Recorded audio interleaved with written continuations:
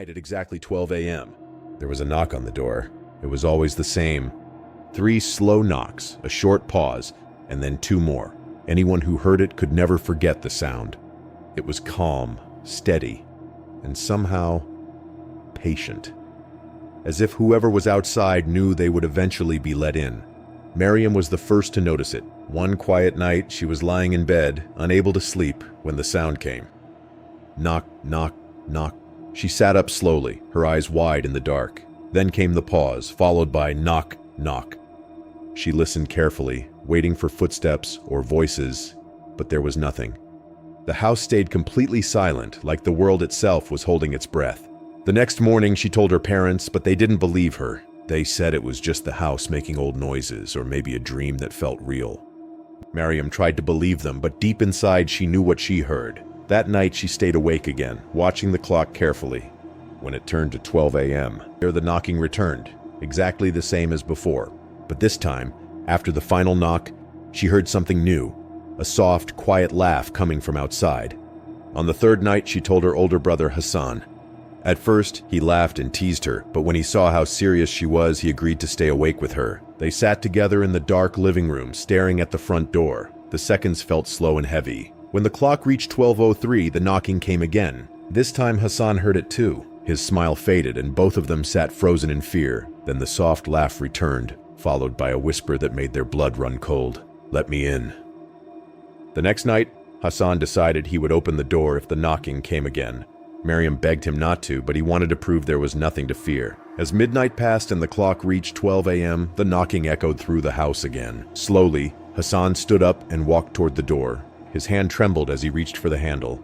The whisper came again, softer this time, almost friendly. "Let me in. I've been waiting." When Hassan opened the door, at first there was nothing but darkness. Then, slowly, a figure appeared. It was a tall, thin clown wearing old, faded clothes. Its face was painted white, but the paint was cracked and peeling. A wide red smile stretched unnaturally across its face, and its eyes were dark and empty. It didn't blink. It didn't move. It only stood there, staring. Then it spoke in a soft, cheerful voice that felt completely wrong. "Hello." Hassan slammed the door shut, his hands shaking. Miriam screamed and both of them ran away from the door. But from that night on, the knocking never stopped. In fact, it grew worse. It didn't only come from the front door anymore. Sometimes it came from the windows, sometimes from the walls. Every night, at the same time, the same pattern echoed through the house, followed by the same whisper, "Let me in." Days passed, but the fear never left. The house no longer felt safe. Even in daylight, Miriam felt like someone was watching her. Then one night, something changed. She woke up suddenly, feeling uneasy. The room was too quiet. Even the clock had stopped ticking. Then she heard it again. But this time, it wasn't coming from outside. It was coming from her closet. Knock, knock, knock. A pause. Knock, knock. Miriam slowly turned her head toward the closet door. It moved slightly, creaking open just a little. Her heart pounded so loudly she could barely hear anything else. Then came the soft laugh, closer than ever before. And then the whisper, right there inside her room, "I'm already in." The next morning, Miriam was gone. Her family searched everywhere, but there was no sign of her. The doors were locked. The windows were closed. Nothing was broken. It was as if she had simply disappeared. But inside her closet, on the wooden door, there were 5 small marks. 3 close together, then a pause, then 2 more. The same pattern as the knocking. After that, the house became empty. But the knocking did not stop. It only moved on. Now, in different houses, in different places, people sometimes wake up at exactly 12 a.m. They hear the same slow, careful knocking. 3 taps, a pause, then 2 more. And if they listen closely, they might hear a soft laugh, followed by a quiet whisper waiting just outside their door. "Let mine." The night it started, something was already wrong. The street looked normal at first. Houses stood quietly under dim yellow lights, and a soft wind moved through the trees. Everything seemed peaceful, but there was a strange silence in the air. It felt heavy, like someone was watching, like someone was waiting in the dark. Arman did not believe in scary stories. He was 15 and always laughed at ghost tales. So when his cousin told him about the clown that waits in the dark, he smiled and said, "That's fake." He did not take it seriously at all. But later that night, when he was alone in his room, the story came back to his mind. His cousin had said, "If you wake up in the middle of the night and your room feels colder than usual, don't look toward the corner. At that time, it sounded funny, but now, lying in the quiet darkness, it did not feel funny anymore. Armin stared at the ceiling, trying to sleep, when he suddenly noticed something strange. The air felt colder than usual. Not normal cold, but a deep, uncomfortable cold. He pulled his blanket closer and turned toward the wall. It's just the weather, he told himself. But the silence felt too strong, too heavy. Then he heard something, a soft sound. It sounded like breathing. Armin froze. His heart started beating fast. Slowly, without thinking, he turned his head toward the corner of the room. The corner was darker than usual. The light from outside did not reach it. It looked like a shadow that did not belong there. He remembered the warning, but it was too late. He was already looking. At first, nothing happened. Then suddenly, something moved. A shape inside the darkness shifted. Armin blinked, thinking it was his imagination. But when he looked again, he saw it clearly. Someone was standing there, tall, still, watching him. Armin's voice shook. "Hello?" he whispered. There was no answer. The figure slowly stepped forward. A pale face came into the light. A wide painted smile. It was a clown.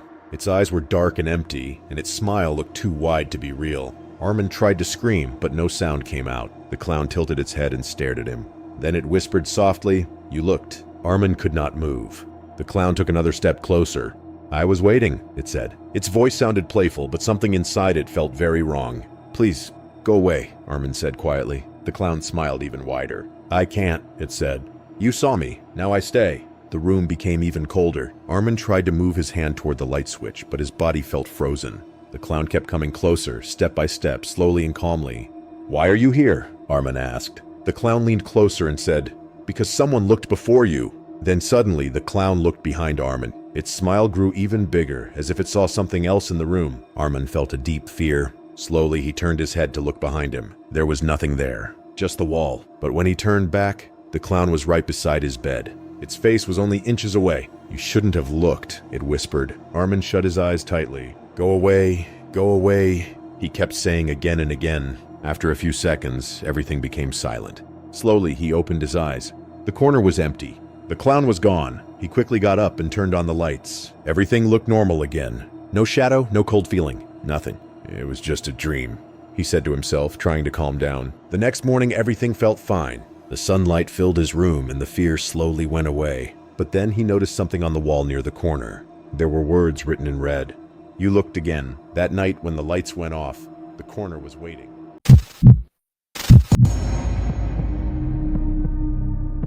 I never thought that a single night could change my life forever. It started when I saw a clown. Not at a circus, not at a party, just standing in the dark street near my house. Something about him was strange. His smile was too wide, his eyes too bright. But curiosity got the better of me. I thought, maybe it's just someone in costume. Maybe I'll get a good story out of this. I didn't know that following him would be the worst mistake of my life. It was late, almost midnight. The streetlights flickered as I walked closer to the clown. He didn't say anything. He just stood there holding a red balloon. I thought about turning back, but the balloon, it looked so lonely. I felt a weird pull, like I had to see where he was going. And that's when I made my first mistake. I started following him. At first, it seemed harmless. He walked slowly, and I kept a few steps behind, making sure no one else could see us. The streets were empty. My phone had no signal, and the sound of my own footsteps seemed too loud. Every so often, the clown would turn his head just a little, and I thought I saw him smile at me. It felt like he knew I was watching, like he was waiting for me. I told myself it was just my imagination. But deep down, I felt fear creeping in. Then he entered an alley I had never noticed before. I hesitated. The alley was dark, and a strange smell hung in the air. Most people would have turned back then, but I didn't. I stepped in, and the clown disappeared into the shadows. I called his name, but no answer came. My heart started beating faster. Maybe he's just playing a game, I thought. But the silence around me felt heavy, almost alive. I kept walking, following the faint sound of laughter. It was soft, almost like a whisper in the wind. Then I saw it, an old abandoned house at the end of the alley. The clown was standing at the doorway, holding his balloon and waving at me. I froze. Something about the house felt wrong. Broken windows, doors hanging on rusted hinges, shadows moving inside. Still, I walked closer. I couldn't stop myself. The moment I stepped inside, the door slammed shut behind me. I tried to run, but the floorboards groaned under my weight. The clown was nowhere in sight, yet I felt him close. I heard soft giggles from upstairs. My hands were shaking as I climbed the stairs. Each step felt heavier than the last. And then I saw him, standing in the corner, smiling that same wide smile. Only this time his eyes were different, dark, Empty. I wanted to scream, but no sound came out. Suddenly, the balloon floated toward me on its own, stopping right in front of my face. I reached out to touch it, and the world went cold. The lights flickered, shadows stretched across the walls, and I realized I wasn't alone. Something was in the room with us, something I couldn't see. Panic took over, and I ran. Downstairs, through the hall, and out the back door. I didn't stop until I was back on the main street, panting, heart racing. The clown was gone, and the alley was silent again, as if nothing had happened. I never went back to that street. I never told anyone what I saw. But sometimes, when I'm alone at night, I see a red balloon floating outside my window. And I remember the clown. I remember the way he smiled. And I know deep down that following him was the worst mistake of my life.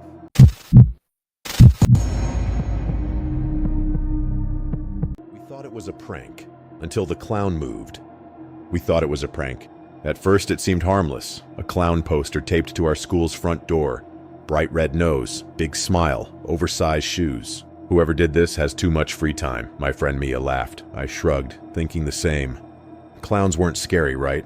But then, the next morning, we saw something that made our stomachs twist. The clown poster was gone. In its place, someone had drawn a big red arrow on the wall pointing toward the playground. Maybe it's just a game, I said, trying to sound brave. Mia didn't answer. She was staring at the wall like she could see something moving. When we got to the playground, the swings were still. Empty, silent, except for a soft squeak. I froze. The sound came again, slower this time, like someone was pushing the swing very gently. But no one was there. I glanced at Mia. She was pale, her hands clutching my sleeve. Then we saw it, a figure standing behind the jungle gym. A clown. Real. Its smile stretched unnaturally wide, its eyes dark and shiny. We both gasped. "It's just a person in a costume," Mia whispered. I nodded, but my heart pounded so loud I was sure the clown could hear it. The clown didn't move at first. It just stared. Then slowly it lifted a hand and waved. Not a friendly wave, more like a warning. I wanted to run, but my legs wouldn't obey. Mia tugged at my arm. "Come on!" she hissed, but I couldn't look away. As we backed away, we noticed something strange. The clown's feet. They weren't moving like normal. It was sliding across the ground, not walking. My mind screamed, "This isn't real." But my eyes couldn't lie. Every time we turned a corner, it seemed closer, appearing in places it couldn't have reached. We ducked behind the slide, holding our breaths.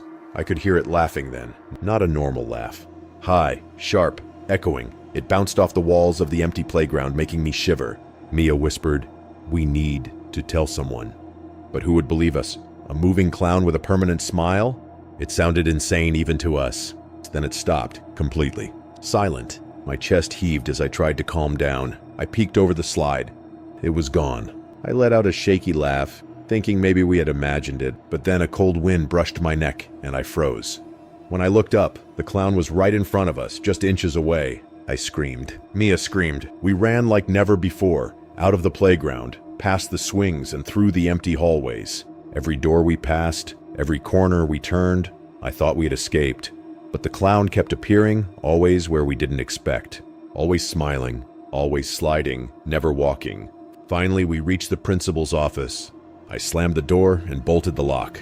Heart racing, I tried to explain. "There's a clown. It's moving. It's..." But before I could finish, the window rattled. We both turned.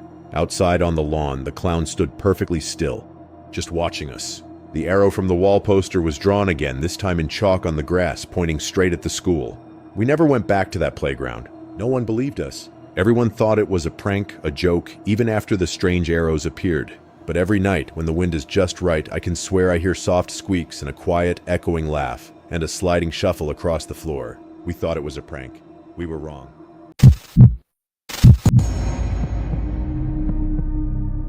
It started with a quiet night at the office. The security guard Tom was reviewing the CCTV footage before leaving for the weekend. Everything seemed normal. Empty hallways, blinking lights, the hum of computers. But then he saw it. A figure in the corner of the lobby. At first, he thought it was a delivery person, but the timestamp said 2:43 a.m. And no one was supposed to be there. The figure stepped closer. It wore a bright costume, red and yellow, and a painted smile stretched across its face. A clown. Tom rubbed his eyes. "Must be a prank," he muttered. He clicked the screen forward and the clown vanished. Just like that. Gone. The next morning, Tom showed the footage to the manager. "It's probably someone sneaking in for fun," she said, shrugging. But when they checked the lobby, there was no sign of anyone. No footprints, no marks, nothing. Tom felt a chill run down his spine. Over the next few nights, the same thing happened. The clown appeared in different parts of the building, near the elevators, in the cafeteria, even on the stairs. Always alone, always at impossible hours. And every time it disappeared without a trace. One night, Tom stayed after his shift to watch closely. He wanted to catch the person in the act, to prove it was just a joke. He fast-forwarded the footage slowly, watching the lobby cameras, the hallway cameras, the stairwell. And then, on camera 3, he saw something impossible. The clown didn't just walk, it hovered. Its feet never touched the floor. It slid silently across the tiles, stopping to look directly at the camera. And then it turned its head toward him, even though the camera was the only thing watching. Tom's hands shook as he called his manager again. "You have to see this," he whispered. They replayed the footage together. At first, the manager laughed nervously. "Maybe it's a glitch," she said. But as the clown appeared in another corner, closer to the office door, she went pale. They checked the building from top to bottom. Nothing. Not a single costume, not a single person. "It doesn't make sense," Tom said. He knew it. This wasn't someone playing a prank. The final straw came on Friday night. Tom was alone in the office, watching the monitors. All cameras were normal, nothing unusual. Then the power flickered. When the monitors came back, there it was. The clown was sitting in the empty office chair behind him, not on a screen, right there, behind him, staring with that painted smile. Tom spun around, empty. The chair didn't move. His heart pounded so loud he was sure it would echo down the halls. Terrified, he checked the CCTV after that. The footage recorded nothing unusual. No clown on the chair. Nothing in the lobby. Everything was normal, except for one thing. On the stairwell camera, a single frame showed the clown looking straight at the camera, holding a small note. On it, in bright red letters, it said, "I see you too." After that night, Tom quit. No one else wanted the night shift. And the CCTV cameras, they never caught the clown again. But employees whispered about it, about the shadow that sometimes appeared in the corner of the monitor, or a flash of red and yellow at 2:43 a.m. No one could explain it. Some said it was a ghost. Some said it was a hacker messing with the cameras. But those who worked the night shift knew the truth. Sometimes the clown in the CCTV footage was real, and sometimes it was watching you. We thought it was just an office prank, until the footage proved it wasn't.